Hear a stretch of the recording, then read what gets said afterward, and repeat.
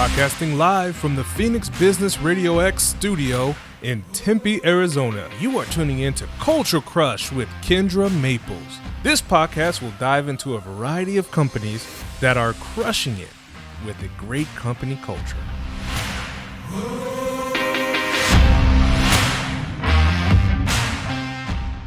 Well, Culture Crush is relaunched, and we are back again with another episode.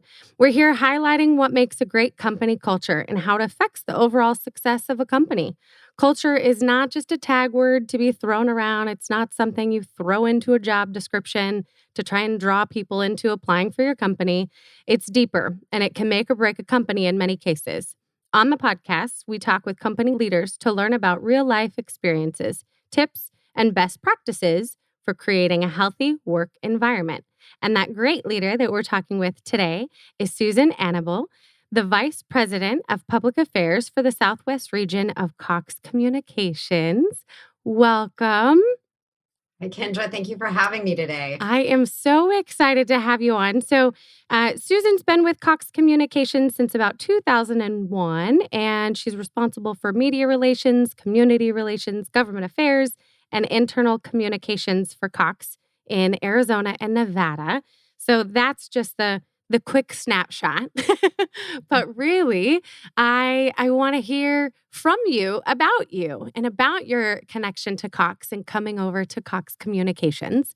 So again, thank you for being on. I'm so excited to have you on. Thank you. And I'm so excited to be here today and to tell you a little bit more and talk a little bit about COX Communications and what an amazing company it is. And easy for me to say that. I joined the company almost 20 years ago, as you noted. Mm-hmm. And I, at the time, had been working for the Arizona legislature in the research staff and had been on the government side of the world and working in politics and all of that, and felt very passionate about policy issues. And I wasn't particularly interested necessarily in going to corporate America, but I had young children at the time, was looking for a little change of pace, a little change of opportunity.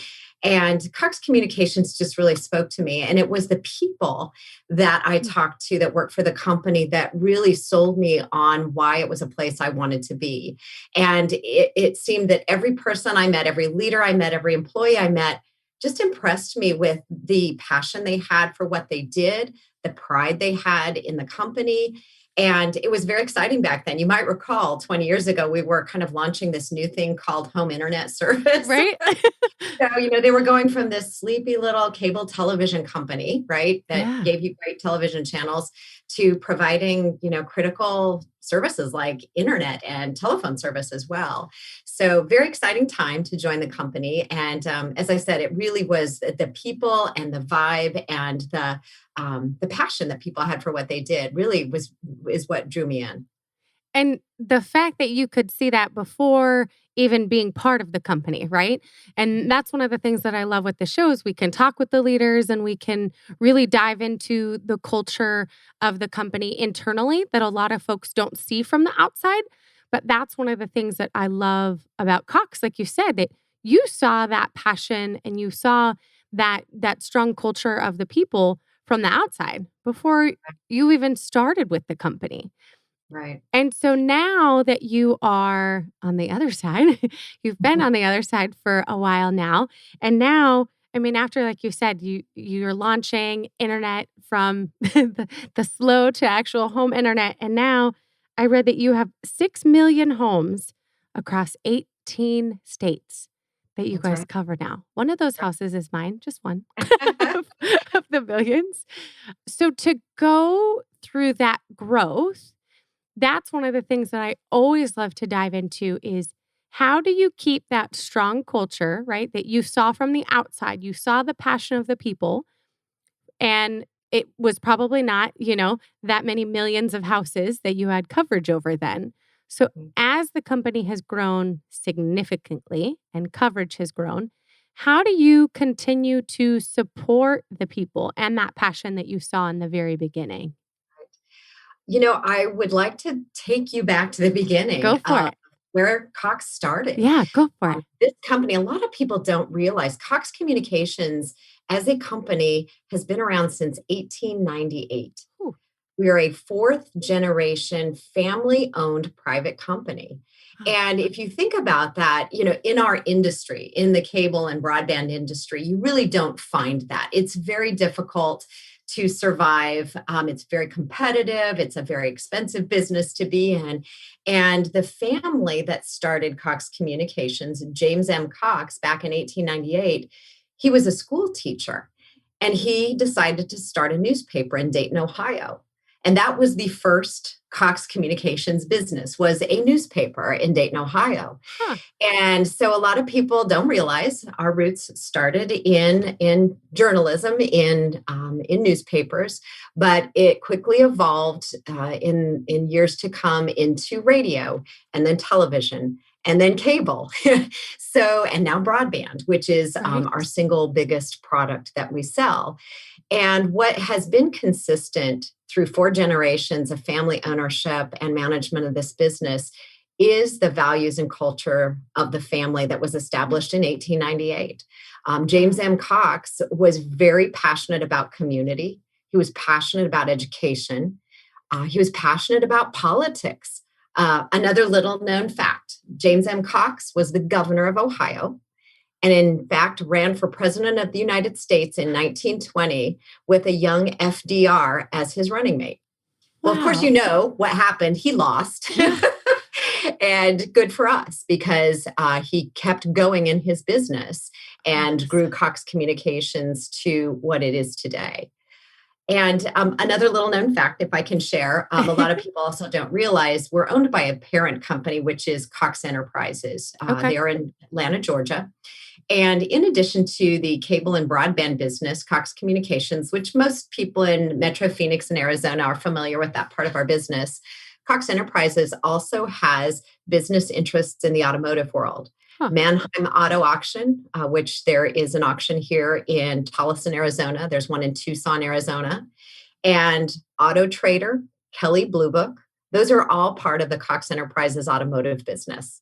So very interesting, melding of cable Wow. and broadband, automotive business, and more we're now starting to get into renewable and clean energy interests Mhm. as well. So very, very diverse. And I think that has been part of the, how the company has managed to survive for four generations, has been very willing to take risks and do things that really speak to their core values. So that long answer to your question, but the values of the company have been around for four generations. And our founder, so passionate about his values, he actually left in his will instructions that the company's primary objective was to take care of employees and to take care of the communities that we do business in. That was in his will. I Pretty love cool. that. And and I can now, okay, now I'm so excited. I have so many things to say. I I did a lot of research before having you on the air, and I had no idea of some of these other little pieces that Cox includes and encompasses as well. But one of the things that you mentioned is taking care of the people and the community. Now, that is one thing I can say. I have seen Cox be very active in the community. You guys have a whole Cox Charities branch as well, correct? So how does that kind of tie into all of this? That's right. We've had for almost 25 years, and it actually started here in Phoenix. So, something we're really proud of here locally, a Cox Charities organization. It's our version of our nonprofit.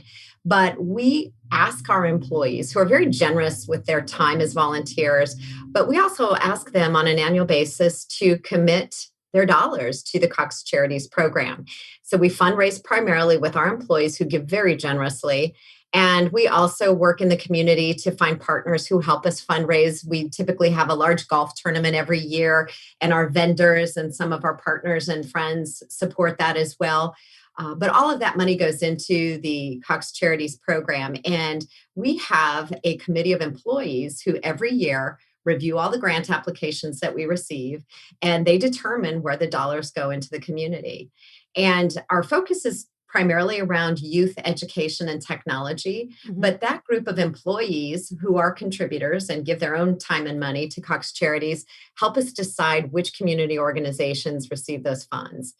And we'll typically generate close to $500,000 a year from our employees alone. They're incredibly generous, and participation levels between 70 and 80% of our employees who give every year. Really phenomenally generous employees. Wow. I mean, and it goes back into that passion that they have, not just the passion for being part of Cox and being part of that, that bigger picture, but it goes back to, what James put in his will. It's the community, and especially here at a local level. So you said that actually started here in Phoenix. Yes. How does it work with the charities? Is it separate in each state, or is it big picture? Does it stay local in that community area for each state? Great question. So you mentioned earlier we operate in 18 different states. And so there's actually 6 regions. My Okay. region is Arizona, Nevada. And we all have our own separate Cox Charities programs. And that enables us to be very connected and understand what the local needs are. I love when people tell me that they didn't realize that our company was headquartered in another state because they felt like what we did and how we engage and what we knew about the local community and where the needs were and where the great organizations were that were doing awesome things, that it felt like that's where we were. This is Mhm. where we're headquartered and this is how we operate. So having those Cox Charities organizations across all of our regions really helps us to connect locally in our markets and understand what the needs are and help those organizations who are doing just amazing things to take care of our communities. And I can say the same thing. I've seen you guys here local, and I just thought, "Oh, you're just here for us." And then as I did more deep diving, I'm like, "Oh, you guys cover a lot more than I realized." But Yeah. that's fantastic. And then it's, that passion of the employees. So the employees are the ones that are giving into this charity. So like you said, over a $500,000. That's crazy. And I love that because it's that investment of not just Cox in the community, but the employees and the staff in the community.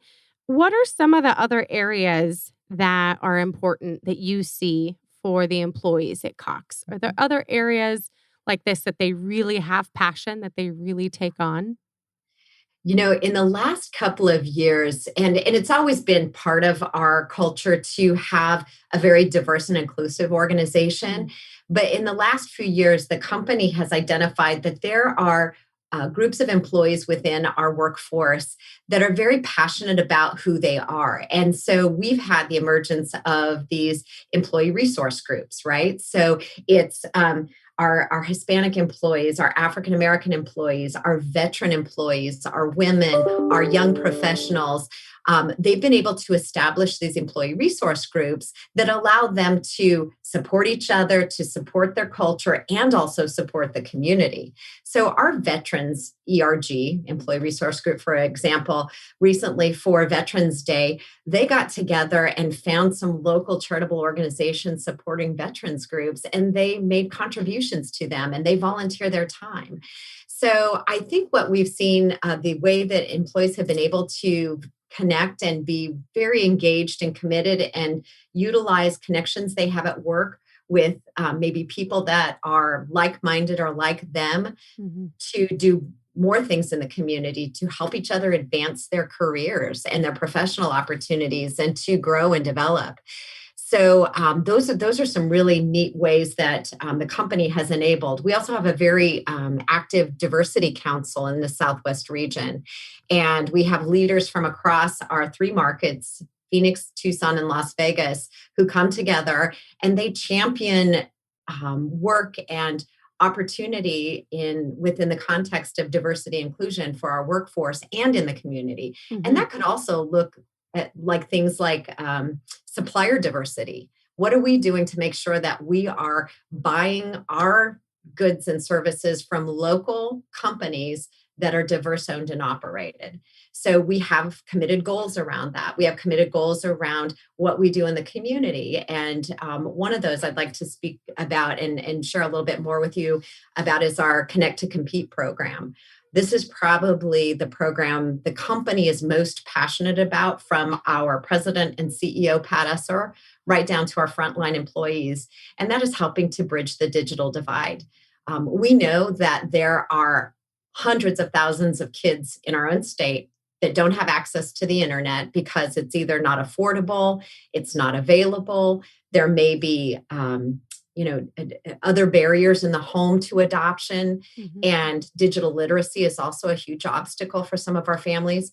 And Connect to Compete is a program that provides a low cost internet service for low income families that have a child in the home who is in K through 12 and needs a connection to the internet. And boy, I'll tell you, with the pandemic this year and the Yeah. need for kids to be able to learn from home, not just to do homework, but to actually go to class every day, Yeah. uh, we've realized how critical that need is.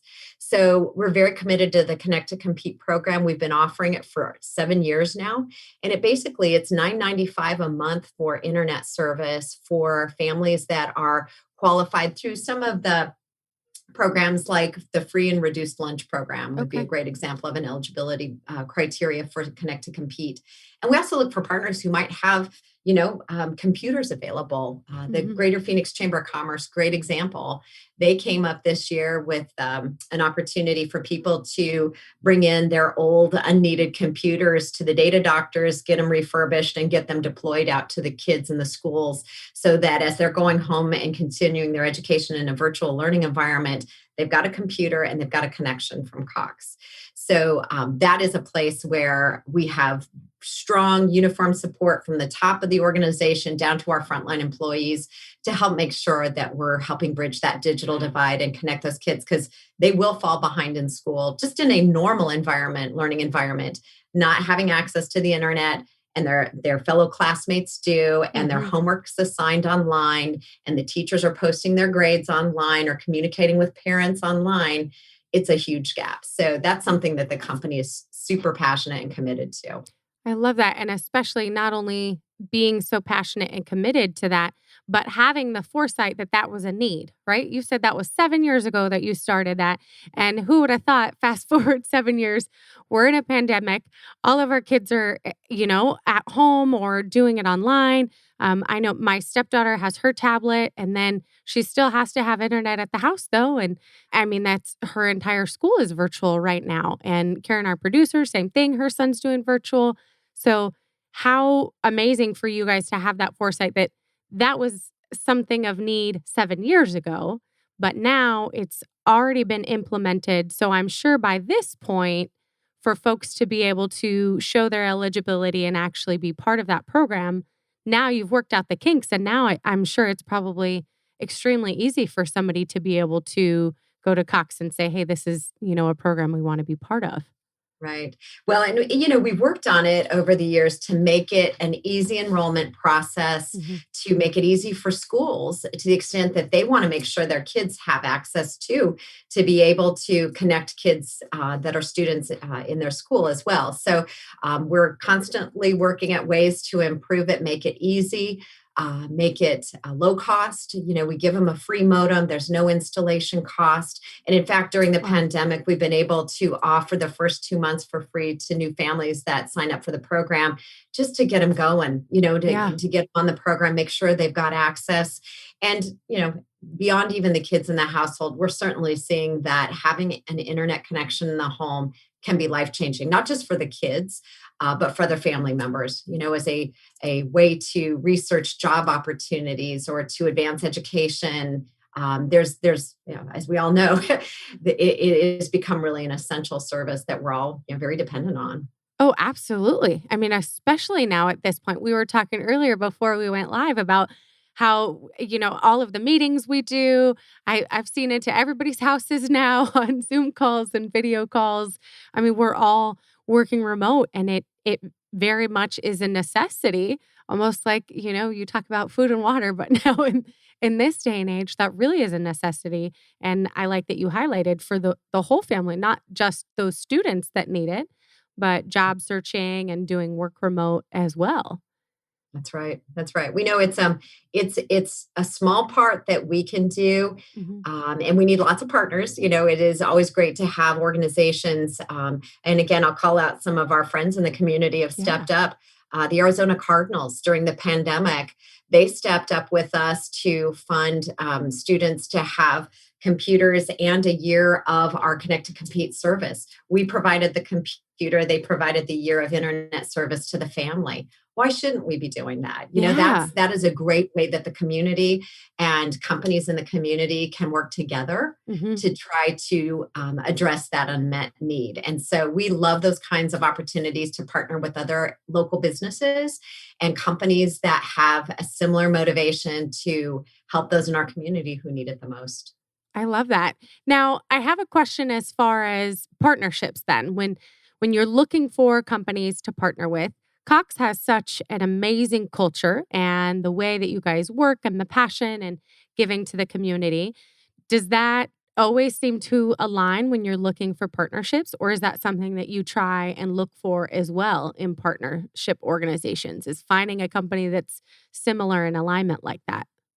That's a great question. And I think while we don't have some, litmus Yeah. checklist, we do gravitate towards other Yeah. organizations and businesses who are like-minded, Hmm. who have a shared passion for community or for populations of need as we do. And so we just, I think, kind of naturally gravitate to each other. We find opportunities.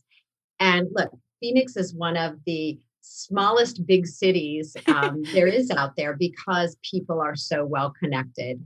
And so being active in the business community, being active in community organizations, and we do expect that from our leaders at Cox too. I mean, speaking about culture and expectation of, what would you expect working at Cox? If you're a leader at our company, we want you to be part of the community. And that means serving on the boards of the organizations that align with our values. And whether it's a business organization or a nonprofit that's doing amazing things in the education space, Hmm. we want our business leaders to be active and to be involved. And quite frankly, that's where a lot of our partnership opportunities evolve from, is those connections that are made sitting at a board meeting for a nonprofit that you serve on, and you discover that X company has a interest and a passion for issues that are similar to yours. Yeah. And so that's just one of the many wonderful things about doing business and being in business in Arizona. I love that. It's like there was one of the shows the other day, we had Brian Stinson on from Peak Fleet, and he was talking about it's like magnets. And Yeah. not only are we magnetic that we, are attracted to other companies that have similar values and similar culture, but magnets work the other way around, right? So you could repel from each other. So we definitely tend to, like you said, we align with companies that have that same culture and have those same values. Now, you mentioned values. Does Cox have kind of a list of values or an ethos that they go by? I mean, I know the answer to this, but I really want to know more that you are very vocal about, especially with onboarding, letting people know day one, hey, these are our values, this is our mission, this is our ethos, this is what we go by. We like to refer to it as what we stand for, I like right? that. So we have a new leader of our company. He's the fourth generation of the family, came into that role. His name's Alex Taylor, and he's been at the helm now at Cox Enterprises for the last about 3 years. And he came in and he said, I really want to have, a battle cry, a North Star, something that we can point to and say, this is what we stand for. This is who we are. And what he and his leadership team came up with, and it was based on listening to employees, which I thought was Awesome. awesome. They wanted to know what employees thought. Heck yeah. That vision is empower people today to build a better future for the next generation. And that was like, wow, that was like mind blowing. We're like, no, we're the cable and broadband company. Really? This is us. I mean, and people Wow. embraced it because we had already built that culture that I think was ready to accept such a big, heady vision Yeah. like that. I love that. Say that again one more time Okay, it's in case empower anyone people missed. today to build a better future for the next generation. I love that. And that really does encompass what you guys are doing. Yep. And if you have doubts or you're uncertain about where your place is in a company, that's pretty validating and grounding to say, "Oh my gosh, I'm here to help people have a better future and the next generation be able to do that." And you do that by empowering the people that are working today. The Mhm. people in your workforce, if they have the ability to make decisions, to innovate, to react, to develop and to grow because they're empowered, that's the big word in that statement in terms of how do we get there. And the fact that Alex took what the employees were thinking, what the employees thought already, to be able to take that information and that feedback to come up with such a strong, as he called it, battle cry. I think that's fantastic because that's where you're going to find this information. You're going to get it from the employees anyway. Right. And, Kendra, embedded in all of that, and every company has their guiding principles. What are the things that we get up every day Mhm. for and strive to in our work? And, it ends up being sort of a code of conduct that, that sounds kind of boring, but it really is important to helping understand the culture of Cox Communications and how we try to attract the type of people to come work for us that we're able to bring in and what we expect of them when they do come to be part of our company. And it's things like honoring your responsibilities and your commitments, Mhm. having respect for each other. And the overarching guiding principle above all of that is to always do the right thing. Mhm. And that's for people in general. It's for the company, Yeah. certainly, but it's also for the planet. And again, it's this kind of big thinking that the world is bigger than just the service you're providing today to make sure somebody's internet connection is connected at home. That's a physical thing. But what it enables for the people that live in that home is access to the world, access to their job, access to education, access to information and entertainment. And so, people take that responsibility really, at a super high level. But the do the right thing is a huge part of that. And we see examples of it every day in our business. The employees that do just the most amazing things for our customers, Mhm. for each other, for the community, they really are the ambassadors of that culture for us. I love that. Do you guys have a way of sharing these things internally? You've got your region and then with the other states as well, but do you have an opportunity if there is some amazing thing that some employee has done that you can highlight and share so that everyone else knows about those examples too?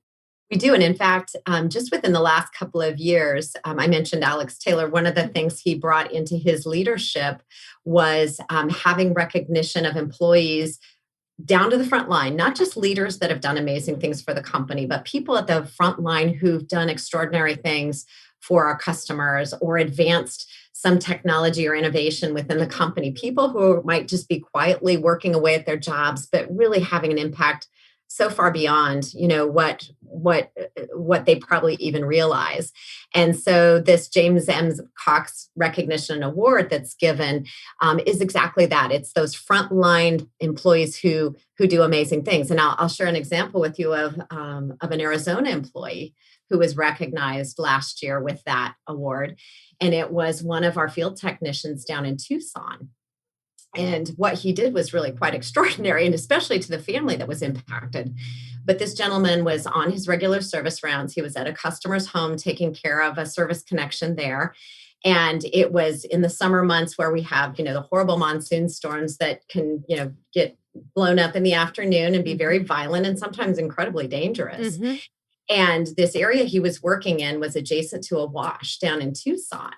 And while he was packing up his truck after the service call at this customer's home, he heard somebody yelling, "Oh my gosh, please help me, please help me. There's a kid in the wash who's being washed away." And there was an 11-year-old boy who'd been swept away in a monsoon flood down in Tucson. And this technician ran over, got a rope from his truck, secured his rope to the tree, and he waded out and he saved this kid's life. And it was phenomenal. And the best part of it, it was a wonderful story because he literally had saved this young man's life. We didn't hear about it from him. We heard about it from customers who called us and sent us emails and said, "You need to know what your technician is." I mean, it gives me chills just talking I know, about it. I'm gonna cry. Right? And he just was in the right place at the right Wow. time. But again, always do the right thing. And Yeah. in the right moment, the right thing was to engage and to it, in fact, risk his own life to Mhm. save this child, which he did. Yeah. And But just it's like I said, in the whole scheme of things, had nothing to do with the service provided by Cox Communications, Mhm. everything to do with the character and the type of person that works for us. Yeah.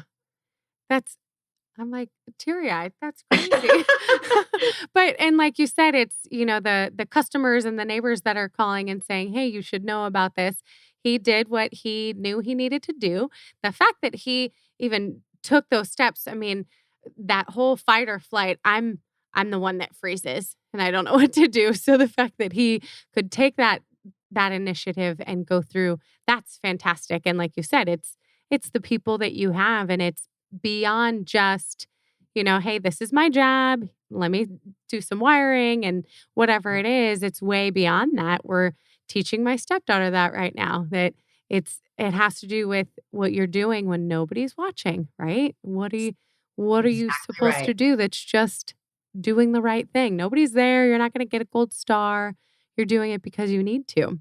I And love Kendra, if that. I can share another story, because I Oh, love this please. one too. This was very relevant to the current pandemic we're Mhm. all dealing with and surviving. Early on, back in April, early April, we had a collection specialist who physically lives here in Phoenix, but she supports Cox across our other states that we do business in. And she's got a tough job. She's dealing with customers that haven't been able to pay their bill. And so she's got some incredible skills to begin with to deal with people who are dealing with tough situations. Mhm. So she gets on the phone with this older woman, this elderly woman who lived here in the valley. And after she's talked to this woman for a little bit, she's established, this woman lives here in Phoenix. She had been in the hospital the night before and was one of the possible positive COVIDs. Back at that point, we were getting a couple of day turnaround on COVID tests, so she wasn't sure. They thought she was a potential positive, so they told her, you need to go home and stay home. You can't go out, stay at your house. So this gal goes home and she's behind on her cable bill. She talks to our collection specialist who helps work out a payment plan for her and figure things out. And in the conversation, this older woman gets a little bit emotional and she says, well, I've got prescriptions I need to pick up, but I can't leave the house. And I don't know anybody here. I don't have any family here in the area.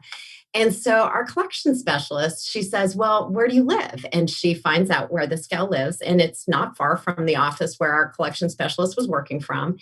And on her lunch hour, our collection specialist went to the pharmacy and picked up this woman's prescription and paid for it and delivered it to her house. And the woman had given the pharmacy permission to give this gal her prescription, and she paid for it out of her own pocket and delivered it to her house. And I'm like, who does that? I mean, that was just, I know we have great employees and I know they do the right thing, but what a phenomenon. And again, didn't hear about it from Wow. her. Heard about it through a friend of a friend in the company who worked with that person's leader. And I'm like, what a phenomenal story of somebody who went above and beyond. And again, had nothing to do with the business. She was making sure people were paying their bills. Yeah. And she helped her do that and then did so much more for her. And we heard from her. The woman sent us the most lovely letter saying, what an Mm. amazing employee you have. She did this for me. She didn't know me from Adam, Yeah. Oh my gosh, I love it. We could have story day with you all day.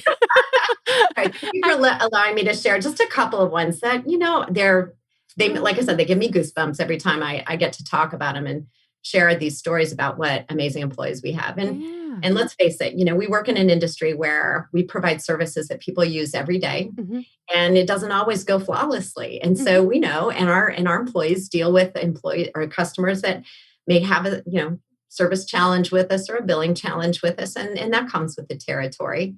But I'm grateful to say that is the vast minority of our customer interactions. That for the most part, we provide the service and we take care of our customers, and hopefully along the way we can touch other people in different ways as well in a positive way. I love that. That's amazing. And through all of this, obviously there's new challenges and new frustration through this whole pandemic. Have you seen just the strength and the passion of your employees stay consistent like that? Or have you had to implement maybe new ways to continue to motivate and continue to encourage them? I mean, it's a difficult, crazy time for everybody, but how Mhm. has that motivation been with your employees through all of this? Yeah. It's a great question. And as you might expect, with a company that has relied so much on culture and connectivity and community engagement, it really has been challenging to try to impart that culture and those employee engagement opportunities, those community giving opportunities, when the COVID situation doesn't really allow us to do it in the way we've always done it. Yeah. Our employees that love to volunteer and do team builders and go into the community and go to the food bank or go to school and, paint a technology center or whatever, they've not been able to do that. And so they're frustrated. They want to engage, they want to do things. And so we've had to try to find different ways to keep them engaged, keep them passionate, keep them connected, because a lot of them, that's what they want to do. They want to help. They want to be involved. So we've had to kind of change the way we do things, and that is including how we do COX charities. We had a very fun grant ceremony this year, which we normally do in our cafeteria, and we invite all of our nonprofits in to get their I've been checks. to one of those. It was fantastic. They're fun. It was And so we fun. we get all of the nonprofits together, and they don't always get a chance to interact with each other. And our employees come, the ones who serve on the committee that decide where the grant dollars go. And well, we couldn't do that this year. So we did what everybody does. We do a Zoom version of it, right? Yep. So we invite all of our grant recipients, and we have them all on screen, and we have their all fun foam checks for them to share. And we allowed some of the grant recipients to share their stories and some of their challenges. And we invited our employees and the committee to be involved and to be part of it. And yeah, it wasn't exactly the way we've always done it. We've learned to pivot. That's our new word, right, for 2020. Yeah. All to pivot and find new ways of doing things. And, for my team responsible for all of our external relationships and how we engage with the community, how we deal with government and the media and community, it's been a big challenge to say, well, we can't do that event the way we've always done it. We couldn't have our COX Charities golf tournament this year. So how else can we, still continue the core mission of COX Charities? How else can we keep our employees engaged? We recently had a service awards event for our employees, which we normally do every year as a very nice lunch. And we honor our employees who've been with the company for specific milestones. So 5 years, 10 years, 15 years. Might surprise people to know we have people in the company who've been in their roles with the company for 40, 45 years. And we recognize them. We have a nice lunch. We do a fun program, and we talk about what was going on in the world the year they came to work for Cox. Oh, how fun. And we've done that in each of the markets, but it's never been one where all of our employees are together across all 3 markets, Phoenix, Tucson, and Las Vegas. And this year, because it was virtual, we were able to bring everybody together, and we made it really fun. We invited our vice presidents to get into their roles in presenting each of these 5-year milestone groups with their recognition. So a couple of them may have gotten into costume and really played up their role. And for our employees, it was really fun for them to see their leaders getting involved in that way and trying to continue this wonderful tradition that our employees really look forward to. Mhm. They love just a very, simple lunch and recognition of their time they've spent with the company. So yeah, another example of a way we've kind of had to figure out different ways of doing things to continue to engage our employees and keep them connected. Yep. Especially, those individuals that, they want to have those conversations, those connections. They look forward to interacting with everybody in person, and then to have to, be on hold for that kind of stuff. And I can imagine for you, that's difficult to oversee and support a team and everyone else, because same thing, you're remote. You can't be there in person and, travel around as much to encourage everybody. So I love the creativity with trying to figure out how it's going to work.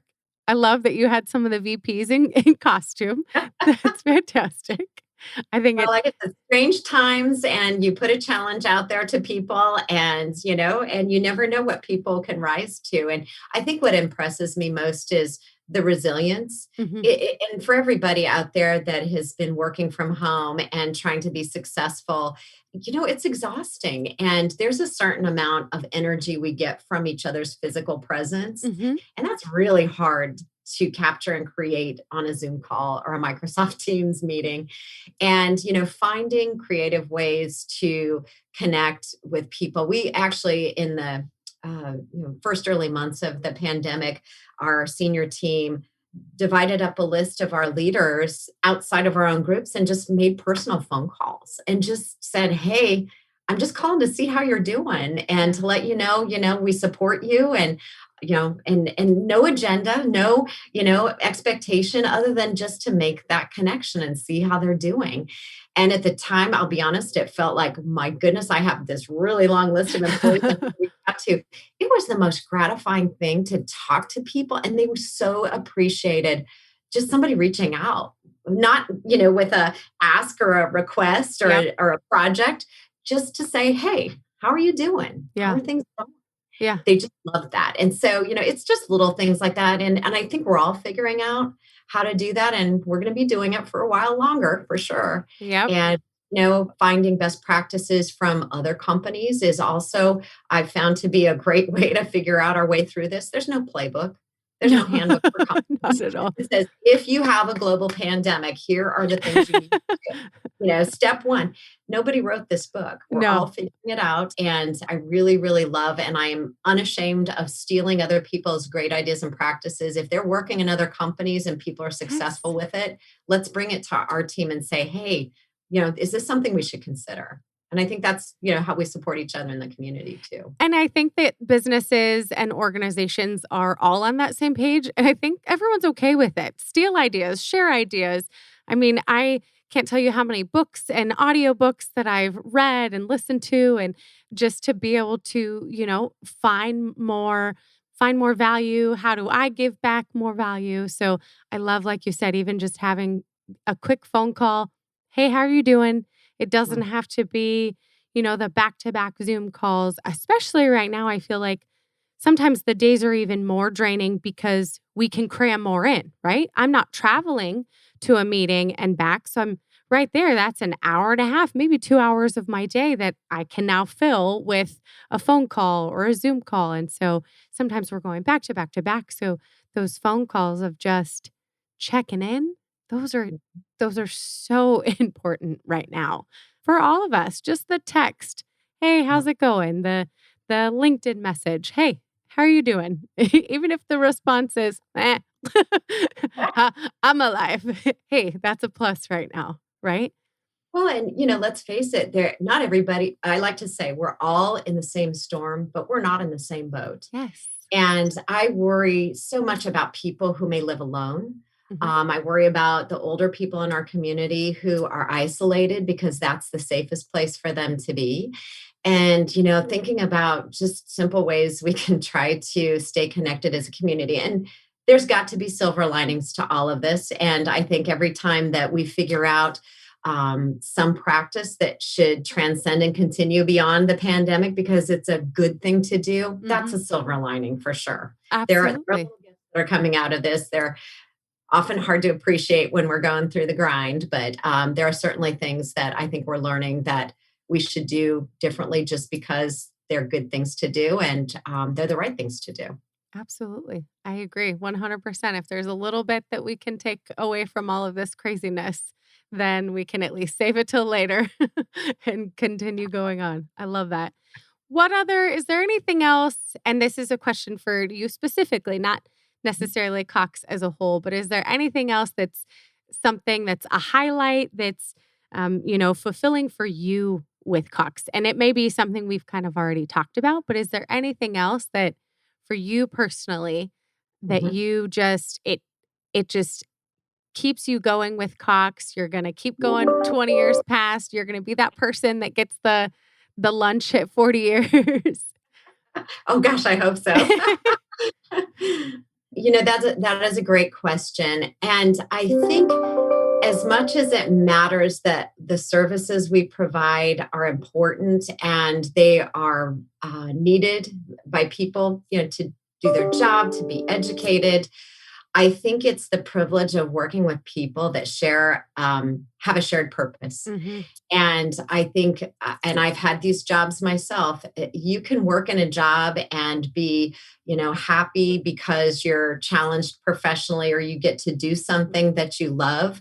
But the jobs that really become careers and a passionate personal connection are the ones where you understand your role and what you are contributing, not just to the business, but to the people you work with. Mhm. And so I have felt that way from day one when I joined Cox, they have such an incredible investment in developing and growing people that it is even beyond just your role as an employee, but your role as a human being. Mm-hmm. And so I would look back on my career at Cox and say, as much as it was about delivering great services to people, it was about being part of a community of people that work at Cox that really have a shared purpose, and and we feed off of each other. And I know that probably sounds a little hokey, but it's sure easy to get up and go to work every day, even if it is down the hall in my office. Right? Yeah, knowing that you work with great people that have a shared purpose. Yeah.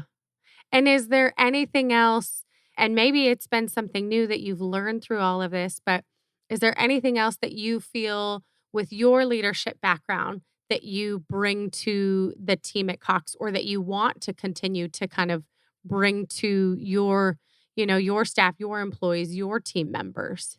I think the thing that I have learned the most and got to practice the most during this pandemic is helping people understand that trying new things is the right thing to do. It may not be the way we used to do it. It may not even work, but it's worth doing to try. Yeah. And so being creative and taking risks, I feel even more emboldened and passionate around in the last 8 to 9 months, because that's how I think it incents my team to keep going forward. It's very easy to wallow in, well, we can't do that anymore. We'll just not do that. Well, maybe we can do it. We'll just do it differently, or maybe we'll do something different. And I would tell my team, it's never a bad thing to try something new, even if it doesn't work or it fails. But if you don't try, then that's a failure. Mm-hmm. And so that's probably the thing. If I would, I guess, point to the one thing that is part of, I think, how I've tried to show up for my team, is encouraging them that that's okay. More than ever, risk taking is okay. Yeah. And from a leader point of view, having you say that, I can say as, being a middle manager or a supervisor, or being at the bottom, as an employee, that's huge to hear from your leadership. Ken Smurfs, the CEO of Zealous, he was on a previous podcast with us, and he said, you just got to let the horses run. And sometimes they might run in a different direction that you didn't necessarily plan, but you got to let them run. You got to let them try. You have to, as the leader, let them, prepare for you being out of that role. So let them try. Maybe it fails, right? Or maybe you come up with an amazing new idea and new process and new program that can be incorporated into the company. So you just got to let them go sometimes. Right. That's right. Sometimes it's a hard thing to do as a leader, especially if you're one that's held to making certain quotas or metrics, and and things that have worked in the past you want to keep doing. But I think this type of situation we've been faced with in the last year is just the kind of catalyst for growth, for opportunity, and for innovation. And we should be fueling it and not suppressing it. I agree. I love that. So as we start to wrap up and get close to the end, because amazingly enough, it's already been almost an hour, I have one question that I always ask our guests, because from your perspective, and this is a hard question. I already gave you a heads up about it.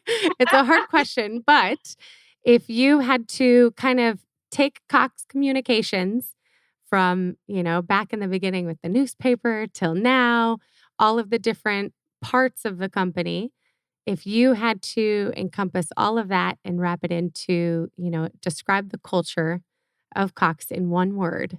If you can do that, I'll give you a couple words. But if you wrapped it up in one word, how would you describe that? Connecting life's most important priorities. I like that. Or even just connection, right? Yep, People exactly. connection, internet connection, human connection. I love that. That's a perfect one. That's Connecting people. fantastic. Yeah. Well, I am so appreciative to be able to have you on. We were talking before the show with Karen, our producer, and the owner here of Phoenix Business RadioX. We were talking about we've had a couple of your folks from COX on previous shows in the past, and after some of these stories, you can come on anytime. I mean, I cried a little bit today, but I feel like we could have Cox Connection story time anytime. So I am extremely appreciative to have you on, as well as, some of the others that we've had on previously. Before we step away, I do want to give you the opportunity. Any last minute, messages that you want to throw out there, as well as how can folks get in touch with you or even support? You've mentioned, looking for partnerships. So anything like that you want to throw out there in the last few moments, it's all yours, Susan. Sure. Well, thank you. And again, thank you so much for inviting me to be on this show with you today. Really appreciate what you're doing and the highlight and the focus you're bringing to all the amazing companies that are doing amazing things in our community. Honored to be amongst them. So thank you so much. Thank you. And I would offer, if anybody would like to reach out and connect with me about any of the programs or opportunities or partnership potential, please feel free. You can email me. I don't mind giving out my email address, Susan.Anable, Anable @cox.com. And I'm happy to connect you with the right people in our organization and within my team. We might be able to help make an important connection to make life better for somebody. So I'm happy to do that. And again, thank you so much for inviting me to be part of your show today. Thank you so much. This was absolutely fantastic. This is a great way to start the week. You have Thanksgiving that we wrapped up. Everyone's thankful, positive, and then a great conversation. So thank you. I appreciate that. So thank you for joining us on the Culture Crush podcast, the podcast that does a deep dive with company leaders to learn about real life experiences, tips for a good culture, and best practices for creating a healthy work environment where employees can find joy and satisfaction in their work. So today we went from newspaper to radio to internet. It started with James M. Cox. Now we've got Alex Taylor. Today we had Susan Anable on, all wrapped up in some amazing company culture. So we thank you, and we'll see you next time as we crush on some more companies and their culture. Thank you for listening to another episode of Culture Crush, the only podcast out there that does a deep dive of companies that are crushing it with a great company culture. If you think your company has a strong culture that should be highlighted, please reach out to Kendra Maples on LinkedIn or email us at culturecrushpodcast@gmail.com.